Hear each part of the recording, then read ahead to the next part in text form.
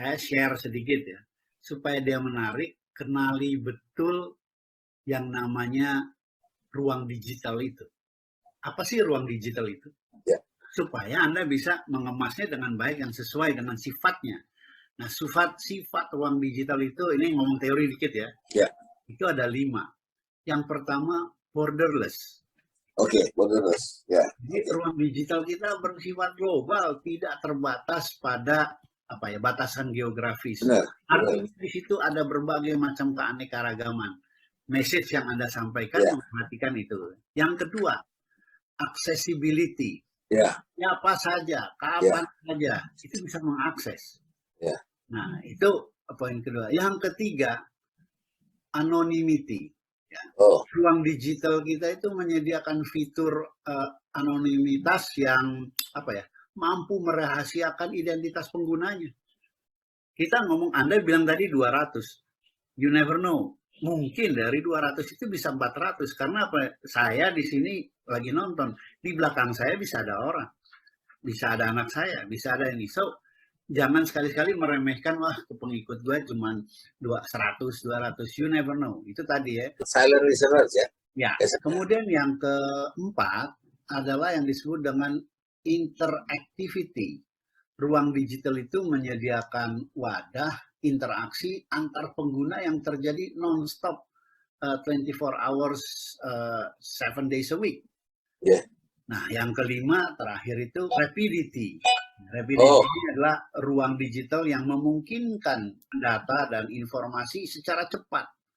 Nah, jangan sampai message yang Anda sampaikan itu valid untuk kemarin, untuk bulan lalu, untuk tahun lalu.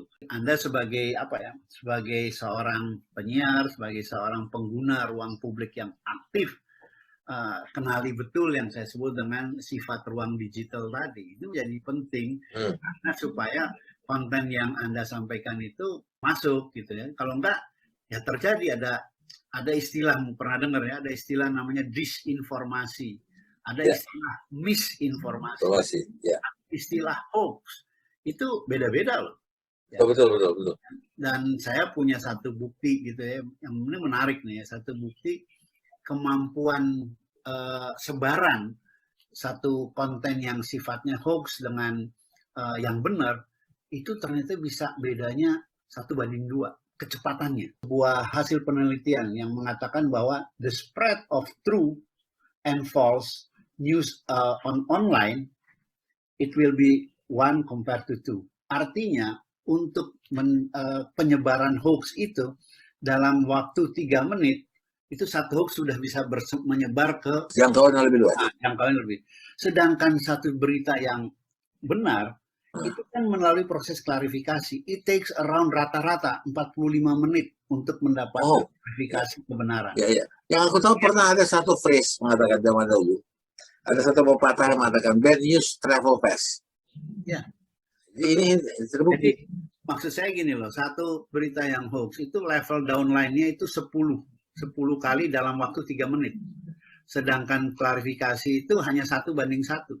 Jadi Anda bisa bayangkan kecepatan dia menyebar begitu ini, itu 1:10 itu menjadi sangat luar biasa. Nah, inilah yang menjadi masalah karena akhirnya ruang publik kita dibanjiri dengan ya cerita-cerita hoax, dengan cerita-cerita yang sebenarnya diragukan kebenarannya, tetapi enak didengar, enak dipandang, atau excited gitu ya, karena ini membawa satu cerita yang sangat sekarang lagi menyebar tuh kan. Anda udah divaksin belum? Belum. Nah, yang divaksin itu katanya kalau ditaruh koin di tempat suntiknya itu bisa nempel karena di dalamnya ada yang bilang ada chips, di dalamnya bilang ada besi beraninya. Oke, Fred, 2-3 hari lalu aku sangat terletak lah. Ya. Aku terima berita, nggak tahu apakah itu hoax atau tidak, tapi dari bad news. Ya. Ketika Anda tadi bertanya apakah aku udah vaksin, aku belum vaksin. Ya, kenapa? Ya, aku tidak merasa nyaman saja, gitu ya. Aku sekarang, ini boleh dong. Aku merasa bahwa aku akan bersandar kepada aku punya imunitas tubuh dulu, ya. Nah, ada satu berita yang aku tidak bisa berbuat apa. Ya, sorry itu aku sudah 46 tahun jadi wartawan, sudah menulis berita beribu-ibu, beribu-ribu berita dan kemudian bisa menanggapi berita apa saja. Tapi yang kemarin aku bingung, apakah berita ini harus disiarkan atau di-keep, jangan disiarkan. Ya, barangkali baca juga, seorang tim peneliti dari Pfizer mengatakan bahwa orang-orang yang divaksin itu dalam waktu 2-3 tahun lagi akan banyak gangguan, terutama jantung, kemudian outbrain, dan apa. Dan mereka itu seperti dihukum mati, disuntik mati. Beritakan atau tidak, kita tidak tahu. Bisa saja itu hoax. Itu sangat mengganggu. Nah, itu di dalam penyiaran pemberitaannya. Kita tidak bicara dampak ke kita loh, bayangin. Ini kan genocide terbesar ini kalau ini terjadi. Orang rela disuntik untuk mati 2-3 tahun lagi. I don't know what to do. Ini kalau ini berbahaya, gue skip nanti ini. Nah, okay. Saya gini aja ya, kan saya juga bukan dokter ya dalam konteks ini, tetapi ya when you face atau pada waktu Anda mendapatkan informasi yang Anda ragukan, maka yang terbaik adalah tanyakan pada ahlinya, iya nggak? Itu yang pertama. Nah, jangan. Oke, gua tanya lu nih. Ya, saya bukan ahli dalam konteks ahli. Itu kita bisa bicara lah, Fred. Tetapi yang saya ingin sampaikan, pada saat saya tidak mendapatkan ahli itu, ya saya percaya pada apa yang disampaikan pemerintah. Apa iya pemerintah bohong bahwa vaksin itu bisa membunuh dan lain sebagainya. Ini ada yang mati, betul ada yang mati. Sudah di Indonesia sekarang udah 50.000 orang yang mati. Tetapi konteksnya apa gitu loh. Konteksnya dalam pengertian begini, mati karena COVID jelas ada ternyata. Jadi saya sih melihat, kalau saya ditanya itu, maka saya menganggap, saya percaya bahwa apakah kalau divaksin itu pasti selamat? Enggak juga. Iya. Ya. Kenapa? Yang dapat kok. Ya, karena apa? Efikasinya kan cuma 65% yang namanya Sinovac. Yang saya pakai Sinovac ya. Cuma Sinovac itu 50,4%. Enggak, saya sih dapat dapatnya hampir 66 ya. Nah, artinya ada 35% kan yang belum tentu selamat. Ya. Tetapi kalau dilihat dari presentasi itu, saya pikir begini aja deh. Ternyata masih lebih banyak manfaat dari mudaratnya kan. Kalau 35 dibanding 65 kan saya ngambil yang 65 dong. Siapa tahu probabilitas saya masuk di 65 itu lebih tinggi. Itu dia. Bilang ini ya. Jadi itu judgement saya, sehingga saya pikir saya lebih baik ini. Sama dalam konteks ini itu tadi ya, kita mengharapkan sama, tapi saya kan juga percaya pada akhirnya kalau mau mesti mati ya mati aja. Itu di tangan Tuhan. Betul. Jadi lebih baik dalam konteks itu ya. Nah, kembali kepada topik omongan kita pada saat ini yang menarik ya, saya ingin lebih, kata kunci dari semua ini adalah ya, kalau kita bicara dalam konteks ini, bagaimana kita mempersiapkan diri menghadapi perubahan. Ya. Bayangkan Charles Darwin yang hidupnya di abad ke-18. Menarik ya, di 18 Darwin sudah mengatakan gini, it is not the strongest species that survive, nor the most intelligent, but the one most responsive to change. Ya, jadi bukan seorang yang paling pintar atau yang paling kuat. Ini Charles Darwin origin of species ya? Iya. Dia yang mengatakan itu ya. Jadi saya pikir benar juga gitu ya, bahwa mau pintar kayak Anda, mau kuat kayak Anda gitu, tapi kalau Anda tidak mampu mengadopsi terhadap perubahan zaman, you will be gone. Ada contoh lain yang barangkali menarik ya, Tony Robbins. Change is inevitable. Progress is optional. Jadi perubahan itu sesuatu yang pasti akan terjadi, sebuah kepercayaan, ya kan? Tapi kemajuan itu pilihan. Anda mau maju kayak mau enggak, mau mati atau enggak, that's your option gitu. Iya. Betul. Kalau orang mau tahu Zoom, lu nggak tahu Zoom, itu pilihan lu deh. Pilihan lu. Tapi jangan nyalain kalau lu nggak ketinggalan zaman kan. Iya, betul. Jadi di dalam konteks itu, nah menghadapi hal itu ke depan ini, ya kalau boleh nih, ini sambil ngobrol-ngobrol, ada 3 tantangan global yang menurut saya menjadi sangat signifikan yang perlu kita persiapkan. Apa itu? Yang pertama globalisasi. Globalisasi banyak teorinya, banyak pendapatnya, tapi sambil satu kata kunci. What is globalisasi? Competition, Pak, persaingan. Only for those who can compete. Itulah yang akan bertahan. Become winner. Yang kedua, demokrasi, democratization. Banyak teorinya juga, tapi kata kunci dari demokrasi apa, Pak? Partisipasi. Partisipasi publik di dalam perumusan dan pelaksanaan kebijakan publik. Tanpa itu, you will left behind. Anda akan ketinggalan jauh. Nah, yang ketiga, teknologi. Nah, kata kunci dari teknologi, ya digitalisasi itu. Without adjusting yourself, ini kata Darwin lagi kan, kalau Anda tidak mampu menyesuaikan diri dengan perkembangan zaman, dengan perkembangan teknologi, which is digital, then you will be left behind. Iyalah, asing. Itu saya pikir kata-kata kunci yang saya pikir menarik ya untuk kita ikuti. Yang tadi kita bicarakan kan perubahan mindset kan. Nah, aku malah lebih tertarik yang ini. Makanya. Mindset di belakang orang itu. Kenapa sekarang? Kita kan tidak bodoh-bodoh amat umur segini. Masa anak kita lebih pintar dari kita sekarang? Itu bukan masalah pintar, masalah mau atau tidak. Ya. Ini kan mindsetnya gitu. Ya. Aku nggak bikin acara ini juga, sorry to say, aku juga nggak mati, gitu. Tetapi ketika aku berbuat, ketika aku ngomong sama Freddy sekarang, ngomong sama orang, ada terasa yang pertama kali kan, ada satisfaction, ya. Aku berkomunikasi sama orang, aku dapat sesuatu, kemudian aku renungkan nanti. Sejauh mana itu diaplikasikan ke diri, itu nanti. Tunggu dulu, yang penting you hear something and you react. Nah, apakah itu positif negatif itu nanti. Ada ya lu bilang tadi itu mengenai wear tadi ya. Smartware dan moral wear ya. Itu jadi penting sekarang. Satu contoh yang aku sering kadang-kadang aku bikin juga kayak main-main di Facebook. Ketika aku bicara mengenai hal-hal yang bersifat sufi, bersifat kebijakan, itu orang nggak ada tanggapan. Tapi ketika aku bicara tentang satu hal yang nakal, yang banyol, itu banyak sekali orang yang ikut. Wah, komentar macam-macam. Nah, satu lagi, ketika aku menaruh soal politik, orang juga ikut.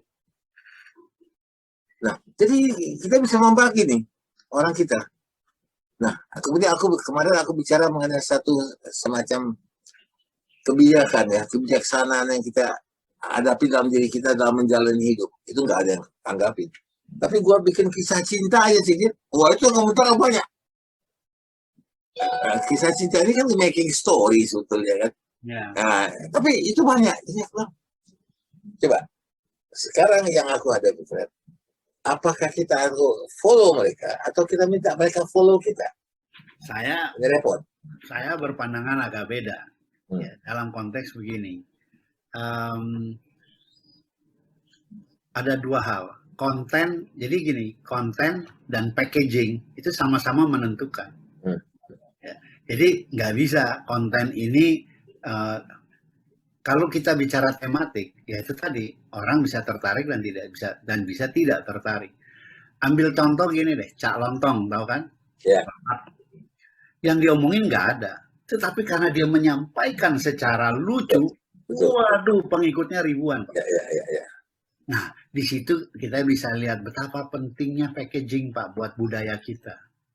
Oleh karena itu jangan sampai kita terbuai ikut pada topik-topik pelawak tadi, standing comedian, yang kemudian melupakan kontennya. Buat saya sama pentingnya. Yang namanya konten penting, tapi yang namanya packaging juga penting. Anda ahli komunikasi, ya tugas Anda lah untuk membenahi tadi ya konten message yang mau disampaikan itu didandanin sedemikian rupa sehingga memenuhi target sasarannya. Jangan sampai dibalik gitu ya. Kalau Anda mau hanya packaging aja ya jadi calontong. Pasti lah. Betul. Atau kebalikannya, jangan juga Anda menjadi hanya sekedar mau message-nya apa nih yang menarik ini. Tetap aja message menarik kayak apa. Kalau kemudian itu di package dalam satu paket yang membosankan, ya membosankan Pak jadinya. Ya betul. Jadi it takes two to tango lah kira-kira. Betul. Bukan dua tangan untuk bertepuk tangan. Nah, bagaimana caranya tadi ya, message yang baik diimbangi dengan packaging yang baik. Tapi kalau boleh jujur kan orang kita itu lebih mementingkan packaging, Pak. Coba Bapak lihat HP-nya itu KW3, Pak. Tapi kalau lihat cover ya. Iya, covernya dan lain sebagainya mahal punya, Pak. Nah, nggak Ya. apa-apa. Jadi kita buat kita KW nggak ada masalah. Yang penting bentuk fotonya, waduh, canggih Ya. punya gitu loh. Tapi bagi aku itu satu hal yang salah. Bagi aku ya, Ya, nggak harus begitu. Justru isinya yang harus bagus. ya, ya. Bungkusan itu kan you can change anytime kan. Ya, karena budaya kita masih gitu kan pelan-pelan kan, budayanya pelan-pelan kita rubah, tapi jangan mengorbankan kontennya. Makanya tadi saya bilang yang namanya smartware itu nggak gampang Pak, karena itu membutuhkan apa ya, hati yang arif, yang bijak dan lain sebagainya. Nah, disitulah sebenarnya challenge bagi para ahli komunikasi, para jurnalis seperti Anda untuk mampu gitu ya. Kehebatannya Tempo buat saya di samping tema-temanya itu menarik gitu ya. Maaf nih kalau saya sebut mereknya, tapi Ya, ya, majalah-majalah seperti Tempo, seperti Gatra, ya mingguan Pak. Sementara sekarang kan berita tuh real time. ya, Tapi betul. kenapa orang masih mau membaca Ya, Tempo, membaca betul. Gatra ya?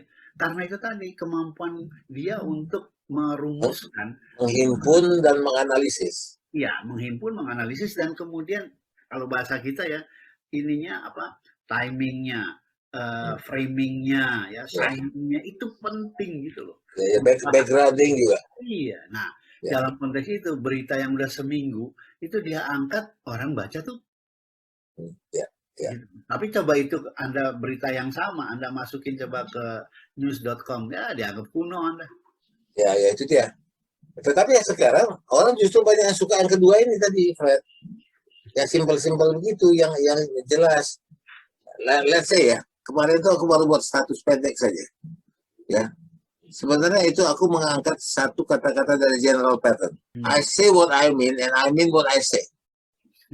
Itu kan dalam sekali kata-kata itu. Tetapi orang bawanya kemana?